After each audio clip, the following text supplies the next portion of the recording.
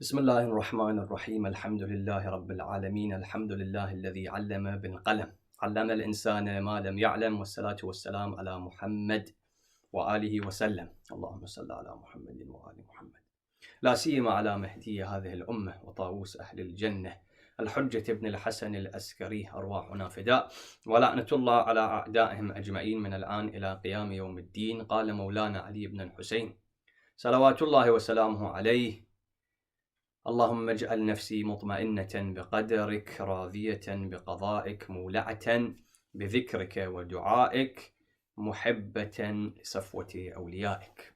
Throughout the holy nights of Shahr Ramadan, I was blessed with a number of brothers and sisters listening from different parts of the world in being able to discuss different lines and analyze different statements and lines from the ziyarah known as Ziyarat Aminullah, where Imam Sajjad alayhi salam is performing the ziyarah of his grandfather, Amirul Mu'mineen salamullah alayh. And we were lucky and we had the tawfiq from Allah subhanahu wa ta'ala that we were able to discuss two different parts of the ziyarah, and we got to the third part. And this third part, as I mentioned previously in previous lectures, was when Imam Sajjad alayhi salam, after performing the ziyarah of his grandfather salamullah alayh, changes his tone of supplication into a dua. From a ziyarah he changes into a dua, and he asks Allah subhanahu wa ta'ala for 13 things. And we discussed some of these 13, some of the first few in our previous lectures. For example, Imam Sajjad alayhi salam says, Allahumma ij'al nafsi mutma'innatan biqadarik radiyatan biqada'ik. Oh Allah, allow my nafs and soul to be at peace and with tranquility in that which you decree and that which you have destined. And oh Allah, allow my nafs and my soul and my existence to be mula'atan bidhikrika wa du'a'ik. May my nafs and myself always be running towards your remembrance and your supplication. And the statement we come to analyze tonight, the dua of the Holy Imam, is when the Imam then says, muhibbatan li safwati awliyaik. Allow my soul and nafs to be loving, i.e. allow me to love your close friends and servants and those that have been chosen by you, those who are known as awliya of Allah subhanahu wa ta'ala. And how better for us to spend these nights of Layal al-Qadr and the last 10 nights of Shahr Ramadan discussing this. Why? Because often people have the question in their minds when it comes to these holy nights: what should I ask for? In Layal al-Qadr, what should I supplicate for?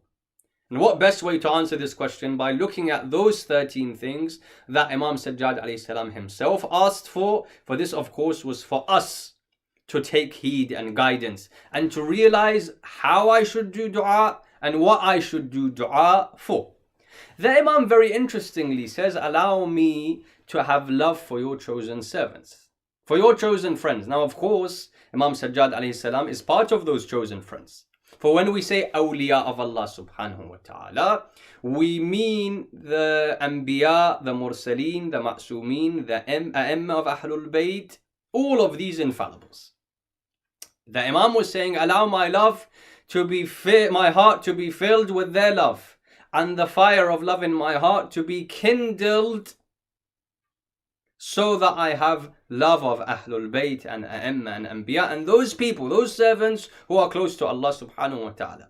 And before we get to analyze this supplication of the Holy Imam, we need to understand two things. Number one is, often people say, why discuss? Why discuss Anbiya, A'imma, Ahlul Bayt and their love and how it affects me and what benefit it gives me? Often people today, they want majalis and lectures, or they want sessions in masajid, but they don't want to discuss the awliya of Allah. They don't want to discuss what Quran speaks about. They don't want to speak about ahadith of Ahlul Bayt. They don't want to hear the dhikr of the chosen servants of Allah subhanahu wa ta'ala. And to those people, it needs to be said that if you're not going to discuss Ahlul Bayt, A'imma, Anbiya, Quran in masajid, in majalis, then where else are you going to discuss? People often say, we don't want discussions of this type in our majalis. We want discussions that are solely dunyawi. No. Yes, there are many discussions that are important.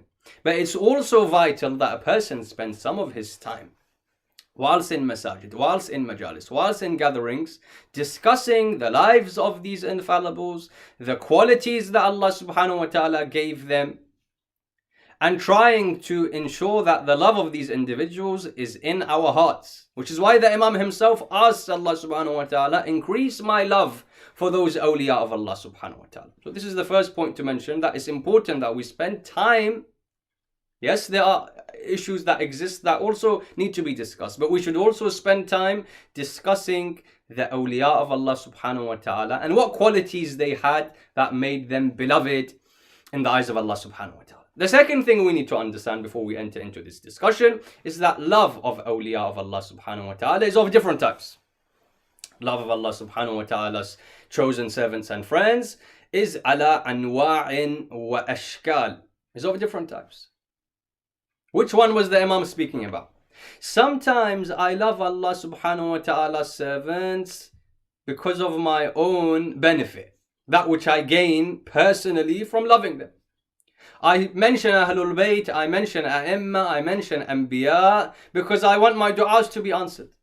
Sometimes the only reason I recite a ziyarah or mention the name of one of the A'imma or call out Sahibul Asri wal Zaman Salamullahi alayhi is because I have a du'a, a problem that I wish to be answered. This love we're not talking about. Ulama, when they analyze this statement of Ziyarat Aminullah, they say the love that is being spoken about is the love for the chosen servants of Allah because of Allah. The only reason I should love them is because Allah loved them. Allah told me to love them because they were close to Allah subhanahu wa ta'ala. Not that the only reason I mention them is because I wish to solve my problems. This is one of the benefits I get from loving them, but this isn't the reason why I love the awliya of Allah subhanahu wa ta'ala. When it comes then for us to analyze this statement, we wish to do so by looking at two different discussions very quickly. And again, I say these discussions need a lot more time, a lot more detail, but just some snippets and indications. The first question that comes is why? Why does Imam Sajjad say, allow me to love your close servants? And why does Allah subhanahu wa ta'ala reiterate this? إن كنتم تحبون الله فاتبعوني يحببكم الله. If you love Allah subhanahu wa ta'ala, the only way you can love him is by following the Prophet of Islam. Having ita'ah of the Prophet of Islam. Loving the Prophet of Islam. So why was it that Allah subhanahu wa ta'ala and A'imma and Ahlul Bayt said we have to have love for the awliya of Allah subhanahu wa ta'ala? Why? And the second part of the discussion is what benefits does a person get and gain from this love of the chosen servants of Allah Azza wa Jal. In regards to the first issue, we see a number of reasons why. A number of reasons why it makes sense for me to ask on nights like this for Allah to increase the love that I have for His chosen servants. For example, often you have in your life, you have a friend. And as the nature of the human being is, one person then knows another person, that person knows another person. Human being is a social human being. And often you realize in your life that once, because of one friend, you end up meeting 2 or 3 or 4 other people that you would otherwise never have met. And sometimes what takes place in your life is that you meet one person and that friend of yours introduces you to someone else that completely changes your life. Has such a great impact on your life. And if you hadn't been introduced to that person, your life wouldn't have been the same. And so you're thankful to who? Your original friend who introduced you to that second person. Bidun tashbih, this is similar to the role of these awliya of Allah subhanahu wa ta'ala. Without Anbiya, without A'imma, without Ahlul Bayt and Ma'sumin and Az-Zahra alayhim as-salam and all of these individuals, I could never understand and recognize Allah subhanahu wa ta'ala. These were those people that showed me who Allah subhanahu wa ta'ala was, placed Allah subhanahu wa ta'ala's ma'rifah in front of my eyes. Without them, I would never have been able to understand who Allah subhanahu wa ta'ala is. Which is why the Imam says, ask to increase your love for us, Ahlul Bayt, for A'imma, Anbiya, Ma'sumin, for they were those that took you straight to the doorstep of recognition of Allah subhanahu wa ta'ala. And I'll give you one very beautiful example. Allama Amini rahmatullah alayhi, the author of the book Ghadir, very well known book and very well known author and alim. Allama Amini often used to have debates, ilmi discussions with ulama of different madhahib and different sects. On one occasion, he was discussing لعله with one of the ulama and scholars from Egypt, and the discussion was through correspondence and they were writing letters to each other. The discussion was on the infallibility and ismah of Ahlul Bayt and Imams. So Sheikh Amini of course mentioned that we believe all of our A'imma, all of our Ma'sumin are infallible at the highest level of infallibility, and these are the proofs that we have. As they were in correspondence, when the alim from the other madhab asked him for one proof, give me one proof. You say you have many proofs, give me one proof that your A'imma are infallible. And so Allama Amini rahmatullah alayhi, all he does is he sends that person one book. Sends him one book. That alim, he says that I received that book from Allama Amini at the time of Maghrib, and I spent from Maghrib until Fajr reading that book, that I finished it in one night. And I wrote back to him and I said, this is enough proof of the infallibility of your A'imma. Because of what is mentioned in this book, that how could someone recognize Allah subhanahu wa ta'ala and speak and address Allah subhanahu wa ta'ala like this? What was that book that he had shown him? The book that Allama Amini had given him was Sahifa Sajjadi of Imam Sajjad alayhi salam. That fil waqi', in reality, if you look at the supplications that you have, Dua Abu Hamza Thumali, if a person just ponders even on a few parts of Dua Abu Hamza Thumali, that which philosophers and scholars and ulama of logic and mantiq, that which they try to discuss and go into, and theologians try to discuss in pages and pages and books, Imam Sajjad alayhi salam mentions in one line, Bika araftuk wa anta dalaltani alayk. So much ma'rifah, so much knowledge of Allah subhanahu wa ta'ala found within these supplications, found within Dua Kumail mathalan. The first reason why I was told to love them is because they took me to the doorstep of recognition of Allah subhanahu wa ta'ala. They showed me how to supplicate. They showed me how to get as close to Allah subhanahu wa ta'ala as possible.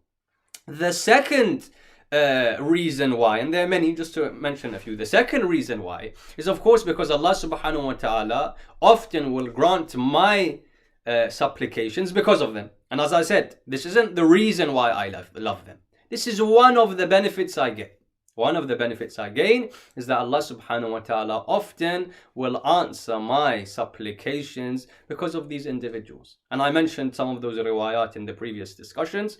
And even ayat of Quran, وَلَوْ أَنَّهُمْ ظَلَمُوا أَنفُسَهُمْ جَاءُوكَ فَاسْتَغْفَرُوا اللَّهَ وَاسْتَغْفَرَ لَهُمُ الرَّسُولُ لَوَجَدُوا اللَّهَ تَوَّابًا رَحِيمًا.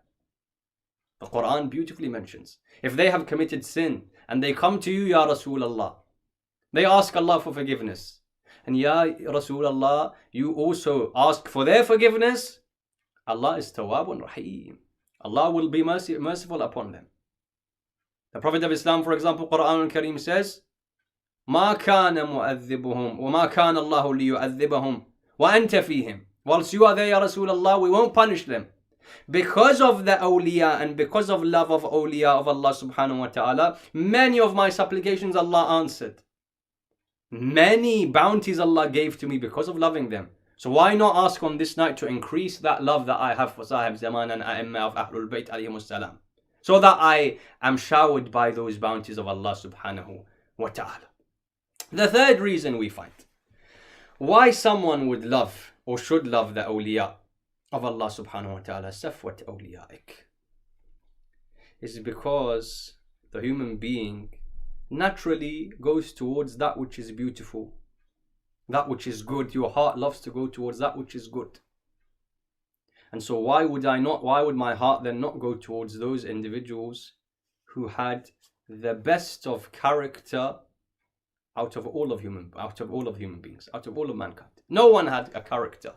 No one had amal and action and implementation of the commands of Allah subhanahu wa ta'ala. No one had humanity like these individuals. And so as part of my fitrah, to love people that loved human beings, to love people that implemented the rahmah of Allah subhanahu wa ta'ala onto this earth like no one else, to love people that had the softest of hearts. When you look at the lives of Ahlul Bayt, A'imma and Anbiya, Why would I not love them when I see the impeccable characteristics that they had in their life? And I wish to give you one example, and I wish to then move to our second discussion.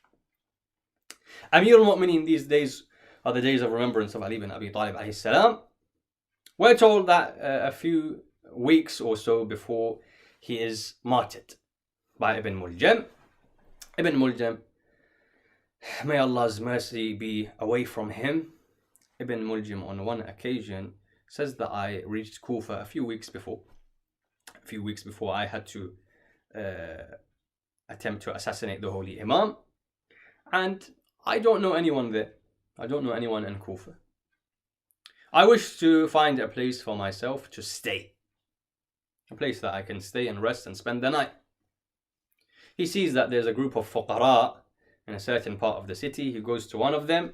He says, do you mind if I look? I know there's not that much space. I know everyone has their own space and their own belongings and whatever. And only a certain amount of food is given. But if you don't mind, just for one night, if I can just spend the night here, and tomorrow I'll find my own place. The person says, okay, fine. The person says, look, Ali bin Abi Talib comes. Now, whether he comes normally, the Aimma would come at night time to distribute bread to the poor. So whether it was nighttime, daytime is not that important. But he says, look, Ali bin Abi Talib comes and each person gets one loaf of bread. You're not from the city, so I don't know what's going to happen. But what we'll do, this person had a soft heart and a kind heart. He said, look, the one loaf of bread that I get, half of it, you can have, the other half I will consume. They hear the footsteps of Ali bin Abi Talib. Ibn Muljam knows the status of Ali, Amir al-Mu'mineen. He knows that Amir al-Mu'mineen is a genius of his time. He knows that Amir al-Mu'mineen will pick up immediately. Why is he here? This person's from the Khawarij. He'll know that, for example, if I'm spotted by Ali bin Abi Talib, Amir al-Mu'mineen will know that, for example, I'm trying to kill him or something's going on here. And he had that level of recognition that he knew the status of Ali bin Abi Talib. So when he hears that Amir al-Mu'mineen is entering in, he hides himself. Now, whether he hid himself under someone's bed, behind a pillar, whatever, he hides himself. Amir al-Mu'mineen salamullah alayhi is entering. And as he's entering, he's giving each person one loaf of bread until Ali bin Abi Talib gets to that poor person, that faqir, with whom Ibn Muljam is meant to be a guest. And Ali bin Abi Talib, with the ilm al-ghayb that he has been given by Allah subhanahu wa ta'ala, he places 2 loaves of bread next to that person. That person looks up and says, Ya Ali, Ya Amir al-Mu'mineen, everyone else gets 1. Every day we get 1 loaf of bread. Why today do I get 2? So Ali bin Abi Talib says, because you have a guest today, don't you? Give that to your guest. Ali bin Abi Talib has ilm al-ghayb. Allah gave him ilm and knowledge of the unseen. So he knows not only that guest is Ibn Muljam, he knows that is the person who eventually will assassinate him and be the reason for his death and shahada and martyrdom. Yet still, look at the insaniya of Ali bin Abi Talib. That he doesn't wish for even a human being who is going to be his qatil, who is going to be his murderer. He doesn't even wish for him to go hungry on a night like this in Kufa. And so he says, this is for that guest of yours. Even though that guest is a mujrim, even though that guest is someone who will be punished by Allah subhanahu wa ta'ala and is being punished by Allah azza wa jal, yet still look at the insani of Ali bin Abi Talib. Look at the mercy of that Amir al-Mu'mineen salamullah alayhi. Why do I love Ahlul Bayt and A'imma and Awliya? Why did Imam Sajjad say, increase on a night like this, muhabbatan li safwati awliyaik, my love for these individuals? Because they had a character like no other character. The more I love them, the more I'm able to look at their character and implement their character in my life. The closer I get to Allah subhanahu wa ta'ala. This was the first discussion as to why. Why did the Imam say, allow me to love, increase my love? The second discussion is, what benefit do I get?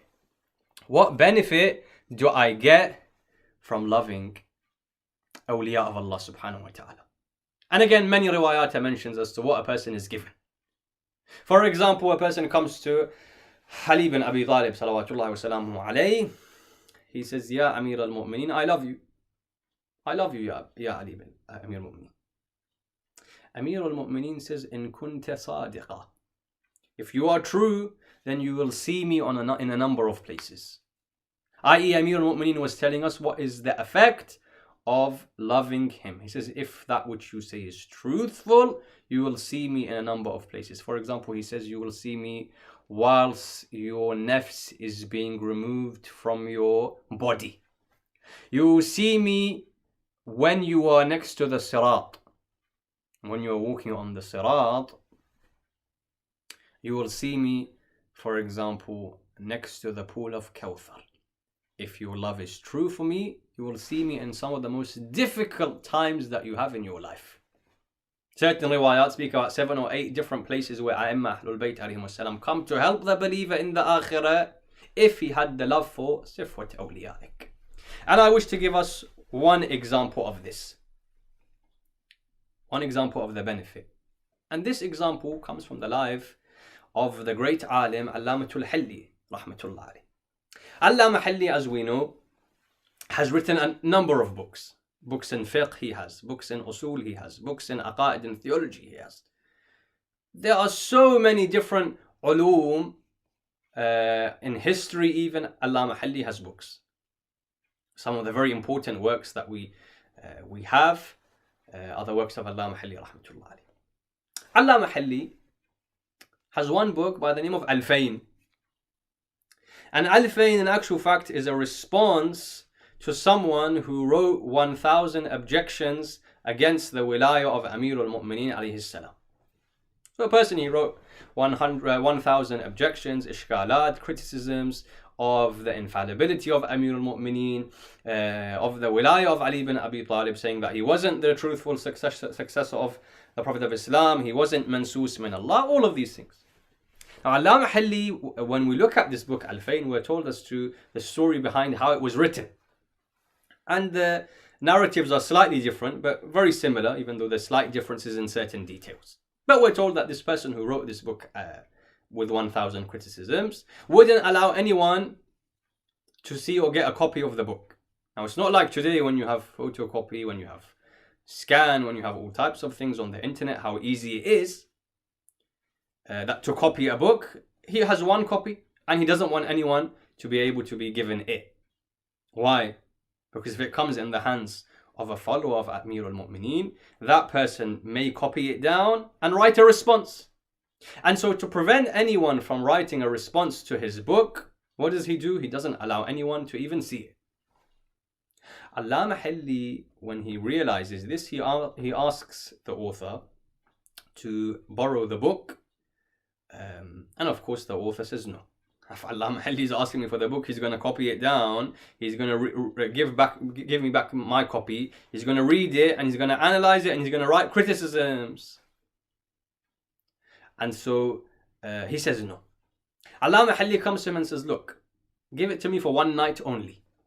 300, 400 page book, you can't copy it out by hand in one night. He says, give it to me one night only. The next morning, as soon as the time of Fajr comes, I'll give it back to you.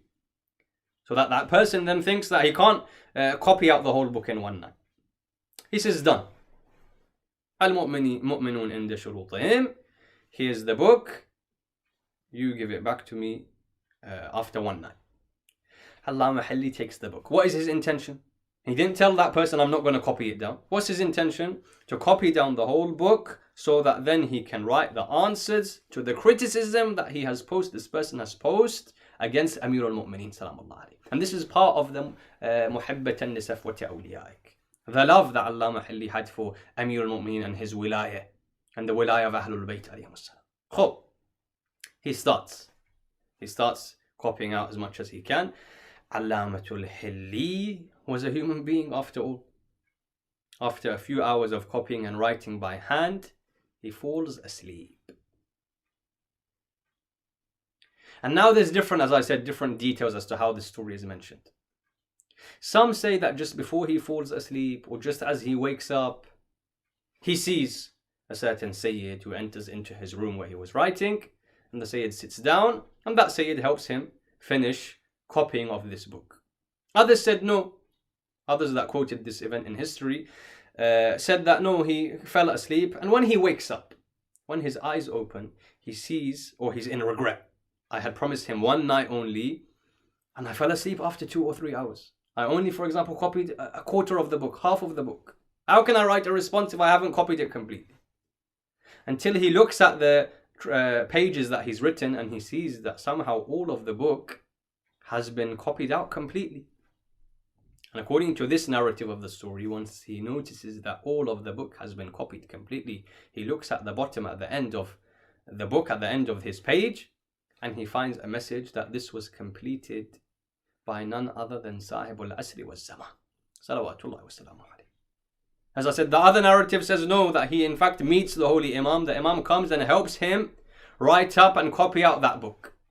Allama Halli then gives the book back to the alim, the Sunni alim, and he writes a response. That person wrote 1,000 criticisms against the wilaya and infallibility of Amir al-Mu'mineen. Allama Halli Al-Fayn writes 2,000 proofs from Quran, from the Aql, what it may be, 2,000 proofs of the wilaya of Ali bin Abi Talib. My discussion was, how does love for Safwat Awliya'ik give you benefit? When he dies, Allamatul Halli, he comes into the dream of his son Fakhrul Muhaqqiqeen, and he tells Fakhrul Muhaqqiqeen what took place with him in the questioning of the Qabr, Al-Kitab wal-Hisab. Fakhrul Muhaqqiqeen says, "Oh my father, which things did you see benefited you the most?" And we have many riwayat even that are similar to this. Which things benefited you the most in the Akhirah? Which things did Allah subhanahu wa ta'ala reward you the most, and you were given the bounty of Allah and mercy of Allah subhanahu wa ta'ala the most for? He says, "Oh my son, 2 things. Number 1, Al-Fayn, the book that I wrote. Why? Because it was a manifestation of his love for Safwat Awliya'ik." He says, number 1, Al-Fayn. Number 2, Ziyaratul Husayn alayhi salam. One of the greatest things I get for having love for these chosen servants of Allah subhanahu wa ta'ala is not only does Allah help me in the dunya, Allah helps me in the akhirah. And that's why it is fil waqi' a tragedy, in reality a tragedy, that Layali al-Qadr go, the nights of Shahr Ramadan go. And so many of us forget to ask Allah subhanahu wa ta'ala to increase my love, especially for Sahibul Asri wa Zaman. Increase my love for Sahibul Asr. Allow me to have the love, like the love that Allama Halli had for Amir al-Mu'mineen, that he went to all types of difficulty to protect his wilaya. Allow me to be able to be like that for Sahibul Asri wa Zaman. For when I have the love for this holy Imam and I pray for him and I pray for his protection on a night like this, like Imam Sajjad would say, Muhibbatan li Safwat Awliya'ik, Allah subhanahu wa ta'ala drowns me in his mercy in this world and drowns me in his mercy in the next. And so we pray to Allah subhanahu wa ta'ala, Allahumma ij'al nafsi mutma'innatan biqadarik, radiyatan biqada'ik, mula'atan bidhikrika, wa du'a'ik, muhibbatan li safwati awliya'ik, mahbubatan fi ardhika wa sama'ik.